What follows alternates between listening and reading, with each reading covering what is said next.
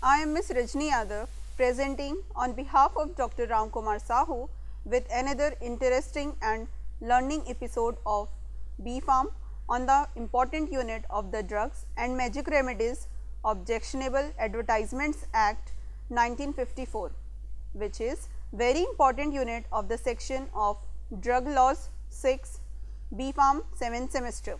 Let's start our episode while taking a look at what we are going to learn today. Module 1, Introduction to Drugs and Magic Remedies Objectionable Advertisements Act 1954. Module 2, Objective. Module 3, Definitions. Module 4, Prohibition of advertisement of certain drugs for treatment of certain diseases and disorders. Module 5, Prohibition of misleading advertisements relating to drugs. Module 6, Prohibition of advertisement of magic remedies for treatment of certain diseases and disorders. Module 7, Prohibit on import into and export from India of certain advertisement. Module 8, Penalty. Module 9, Powers of entry search, etc. Module 10, Offences by companies. Module 11, Jurisdiction to try offences. Module 12, Officers to be deemed to the public servants. Module 13, Indemnity. Module 14, Other laws not affected. Module 15, Savings. Module 16, Power to exempt from application of Act. Module 17, Power to make rules. Module 18, Conclusion. So students, starting with Module 1, Introduction to Drugs and Magic Remedies Act 1954.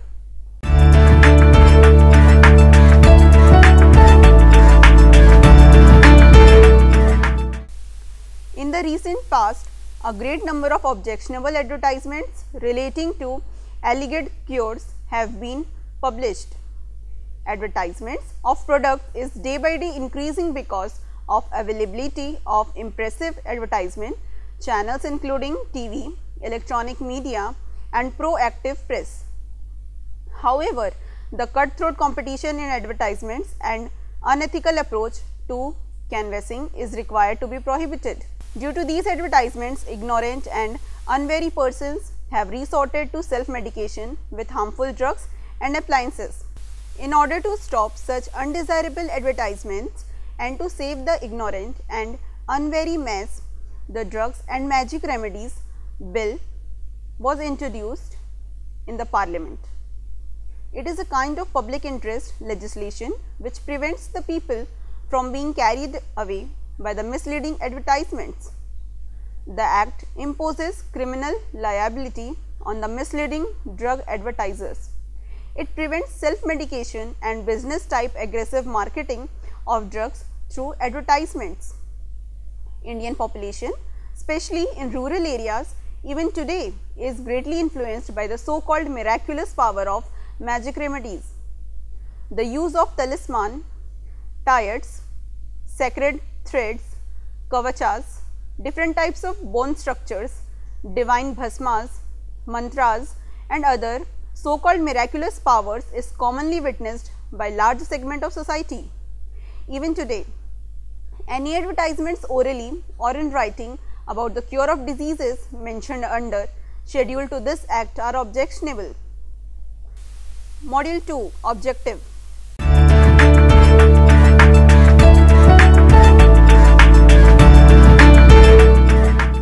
The Drugs and Magic Remedies Act 1954 is an act of the Parliament of India which controls the advertisement of drugs in certain cases, to prohibit the advertisement for certain purposes of remedies alleged to possess magic qualities and to provide for matters connected therewith. The Act as well as rules came into force on 1st of April 1955 and was amended in the year 1963 and extends to the whole of India except the state of Jammu and Kashmir. Be it enacted by Parliament as follows: short title, extent and commencement. This act may be called the Drugs and Magic Remedies Act 1954. It extends to the whole of India except the state of Jammu and Kashmir and applies also to persons domiciled in the territories to which this act extends who are outside the said territories. It shall come into force on such date as the central government may, by notification in the official gazette, appoint 1st April 1955, wide notification number SRO 511 dated 26th of February 1995, Gazette of India 1955, Part 11, Section 3 and page 449. Module 3 deals with the definitions.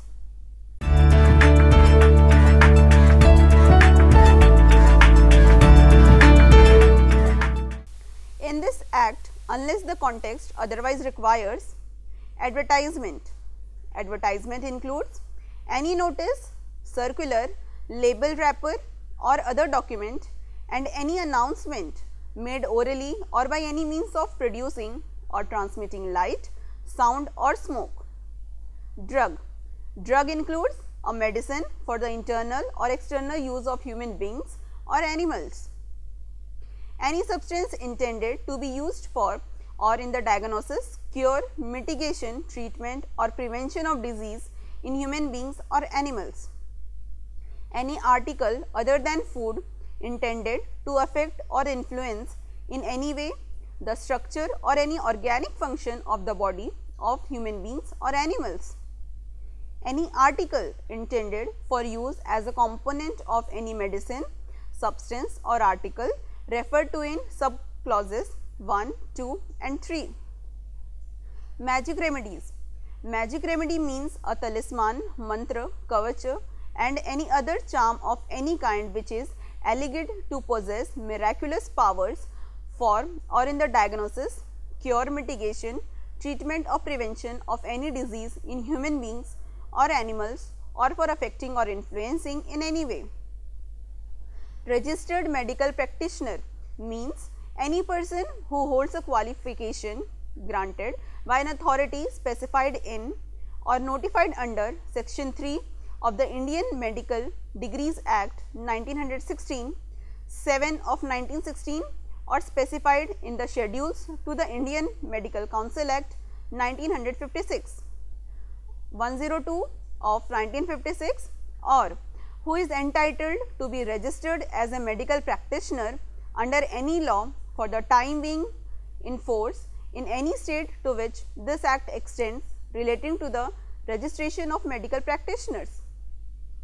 Taking any part in the publication of any advertisement includes the printing of the advertisement, the publication of any advertisement outside the territories to which this act extends by or at the instance of a person residing within the said territories. Module 4 Prohibition of advertisement of certain drugs for treatment of certain diseases and disorders.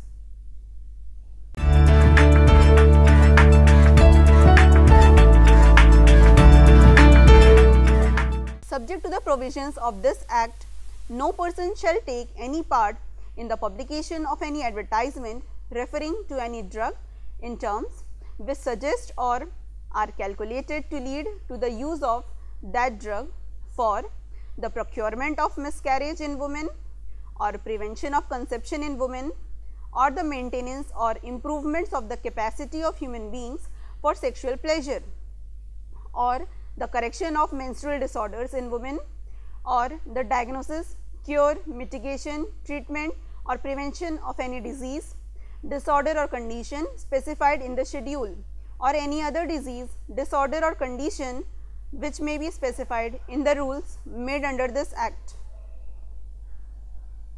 provided that no such rule shall be made except in respect of any disease, disorder or condition which requires timely treatment in consultation with a registered medical practitioner or for which there are normally no accepted remedies, and after consultation with the Drugs Technical Advisory Board constituted under the Drugs and Cosmetics Act 1940, and if the central government considers necessary with such other persons having special knowledge or practical experience in respect of Ayurvedic or Unani systems of medicines as that government deems fit. Module 5 Prohibition of misleading advertisements relating to drugs.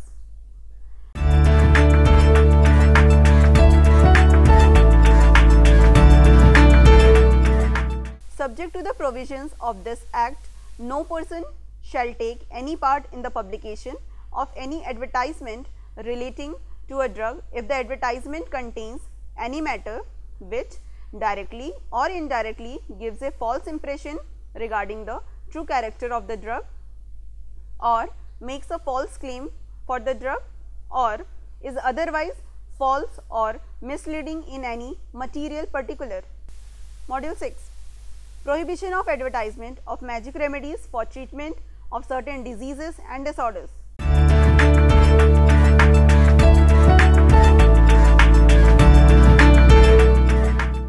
No person carrying on or purporting to carry on the profession of administering magic remedies shall take any part in the publication of any advertisement referring to any magic remedy which directly or indirectly claims to be efficacious for any of the purposes specified in section 3. Module 7. Prohibit on of import into and export from India of certain advertisement.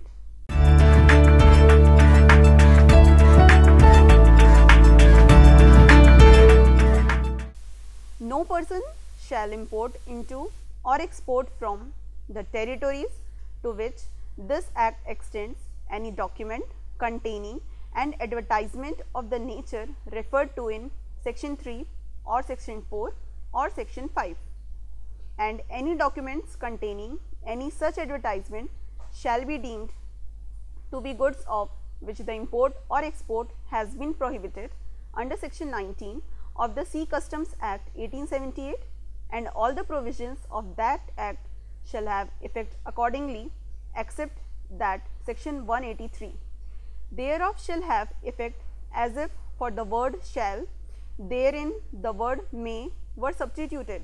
Module 8. Penalty.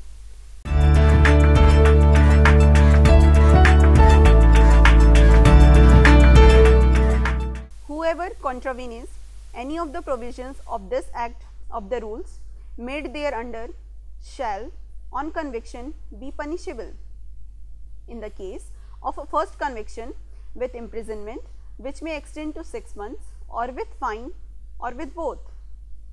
In the case of a subsequent conviction, with imprisonment which may extend to 1 year, or with fine, or with both. The gazetted officer authorized by state government can enter and search at all reasonable times with assistance, if any, where he has reason to believe that an offence to violation of this act is taking place. Seize any advertisement which he or she believes is in contravention with the provision of the act, and report of such a seizure to the magistrate and take his or her orders as to the custody thereof. The gazetted officer can examine any record, register, document, or any other objectionable material. If the offence is committed by a company or institution, all the directors of the company or the persons present at the site of offence are liable to be prosecuted. Nothing of this act applies to a person who proves his innocence in the court, or who proves his genuine efforts to stop such an offence, or if he proves his good intentions to safeguard the provisions of this act. Module 9. Powers of entry, search, etc.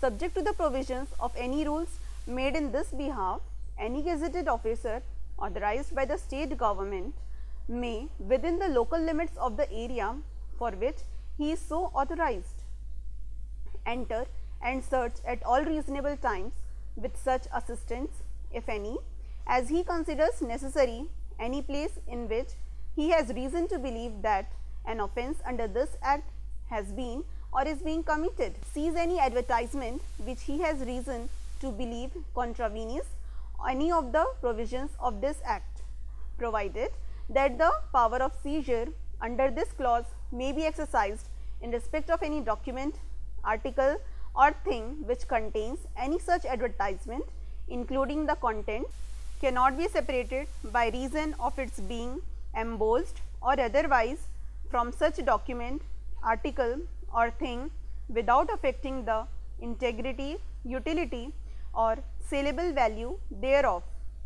Examine any record, register, document or any other material, object found in any place mentioned in clause A and seize the same if B has a reason to believe that it may furnish evidence of the commission of an offence punishable under this Act.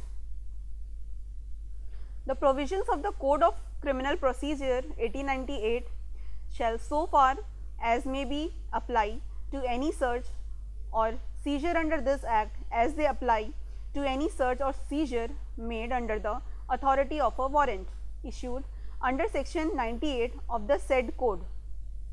Where any person seizes anything under clause B or clause C of subsection 1, he shall as soon as may be inform a magistrate and take his orders as to the custody thereof.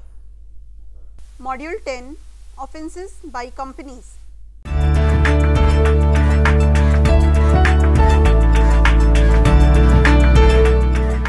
If the person contravening any of the provisions of this Act is a company, every person who at the time the offence was committed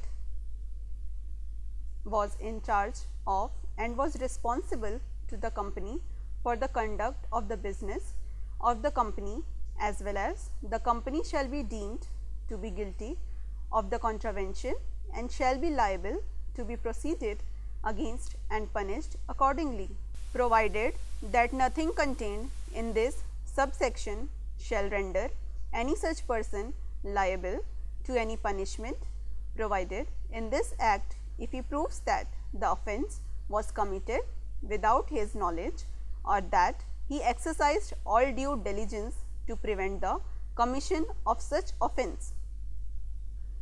Notwithstanding anything contained in subsection 1 where an offence under this Act has been committed by a company and it is proved that the offence was committed with the consent or connivance or is attributable to any neglect on the part of any director or manager, secretary or other officer of the company, such director, manager, secretary or other officer of the company shall also be deemed to be guilty of that offence and shall be liable to be proceeded against and punished accordingly. Now, explanation. For the purposes of this section, company means anybody corporate and includes a firm or other association of individuals and director. In relation to a firm means a partner in the firm. Module 10A, Offences to be cognizable.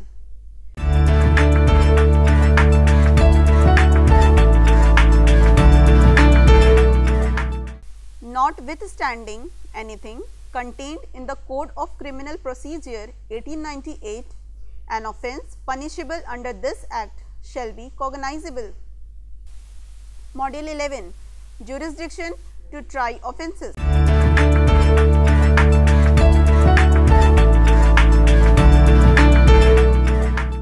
No court interior to that of a presidency magistrate or a magistrate of the first class shall try any offence punishable under this Act. Module 11A, Forfeiture.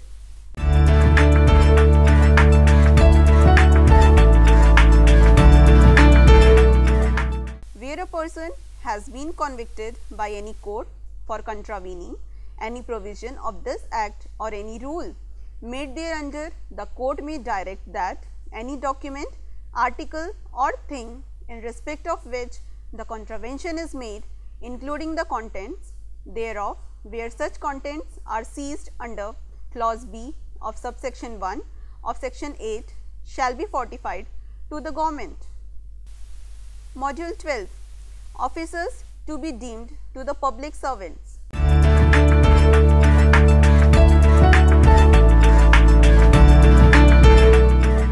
Every person authorized under section 81 shall be deemed to be a public servant within the meaning of section 21 of the Indian Penal Code 45 of 1860. Module 13, Indemnity.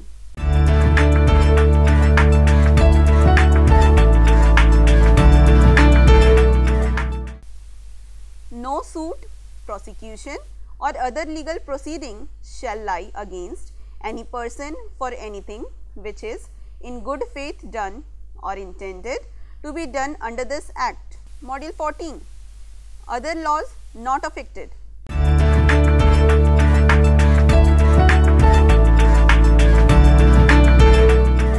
The provision of this Act is in addition to and not in derogation of the provisions of any other law for the time being in force. Module 15. Savings.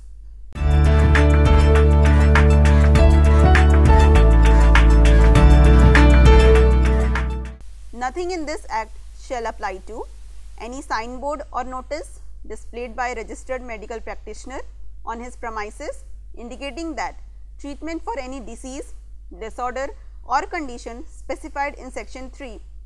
The schedule or the rules made under this Act is undertaken in those premises or any treatise or book dealing with any of the matter specified in section 3 from a bona fide scientific or social standpoint, or any advertisement relating to any drug sent confidentially in the manner prescribed under section 16 only to a registered medical practitioner, or any advertisement relating to a drug printed or published by the government, or any advertisement relating to a drug printed or published by any person with the previous sanction of the government granted prior to the commencement of the Drug and Magic Remedies Advertisement Act 1963 provided that the government may, for reasons to be recorded in writing, withdraw the sanction after giving the person an opportunity of showing cause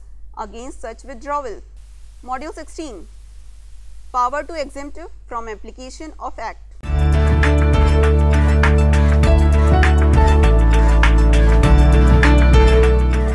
If in the opinion of the central government, public interest requires that the advertisement of any specified drug or class of drugs or any specified class of advertisement relating to drugs should be permitted, it may by notification in the official gazette direct that the provisions of sections 3, 4, 5 and 6 or may one of such provision shall not apply subject to the advertisement of any such drug or class of drugs or any such class of advertisement relating to drugs. Module 17. Power to make rules.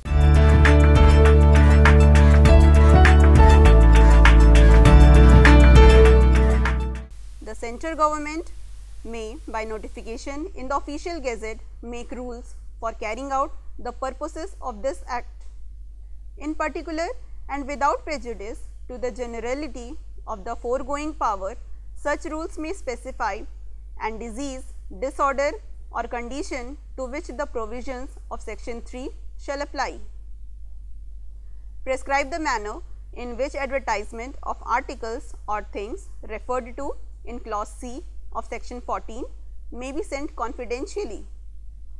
Every rule made under this Act shall be laid as soon as may be after it is made before each House of Parliament while it is in session for a total period of 30 days, which may be comprised in one session or in 2 or more successive sessions, and if before the expiry of the session in which it is so laid or the successive session aforesaid, both houses agree in making any modification in the rule, or both houses agree that the rule should not be made, the rule shall thereafter have effect only in such modified form or be of no effect as the case may be. So, however, that any such modification or annulment shall be without prejudice to the validity of anything previously done under that rule. So, students, dealing with last module, module 18, conclusion.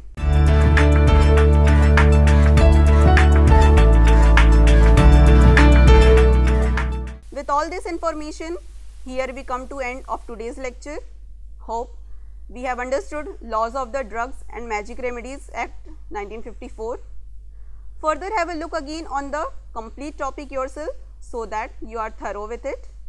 The topic that we have discussed today is very simple and good be well remembered by correlating with the drugs order that we see regularly in our routine life. So dear students, this is Miss Rajni Yadav taking leave from you with the hope that you enjoyed and understood today's lecture.